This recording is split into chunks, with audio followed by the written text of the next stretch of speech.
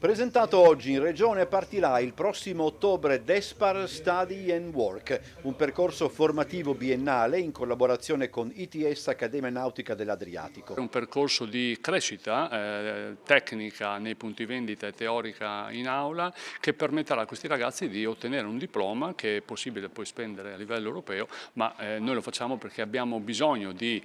talenti e a volte i talenti hanno bisogno di spazi, hanno bisogno di qualcuno che crede in loro e noi crediamo nei giovani di questa regione e vogliamo assolutamente fare in modo che possano trovare una strada possibilmente vicino casa, non è necessario allontanarsi da casa. Il modello si fonda sull'apprendistato duale di terzo livello ed integra formazione in aula, on the job e lavoro retribuito in azienda. I partecipanti, 25 in tutto, ci si può già iscrivere, giovani fra i 18 e i 29 anni residenti in Friuli Venezia Giulia, saranno assunti fin da subito con un regolare contratto di apprendistato presso i punti vendita DESPAR della regione e riceveranno una retribuzione garantita per l'intera durata del programma. È un modo per prendersi cura delle ragazze e dei ragazzi, sappiamo che abbiamo un enorme bisogno di loro e che la curva demografica non depone a nostro favore. Sono il nostro futuro, le aziende cominciano a capirlo e quindi c'è un investimento forte in termini formativi,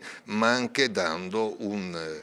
segnale chiaro per quello che può essere il futuro. Si studia venendo pagati. Nel corso dei 2 anni i ragazzi e le ragazze saranno coinvolti in un percorso integrato di formazione teorica e pratica, con l'obiettivo di diventare specialisti di reparto, figura chiave all'interno della catena. DESPAR, assieme alla Regione Friuli Venezia Giulia e agli ITS Accademia, hanno scelto di investire sui servizi alle imprese,